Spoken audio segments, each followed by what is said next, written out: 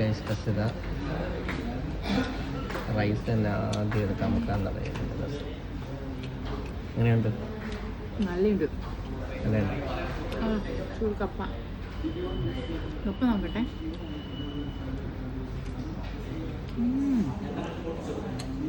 Okay, ഇനി പൊറോട്ടയും ഒന്നും കൂടെ എങ്ങനെയുണ്ട് നോക്കാം.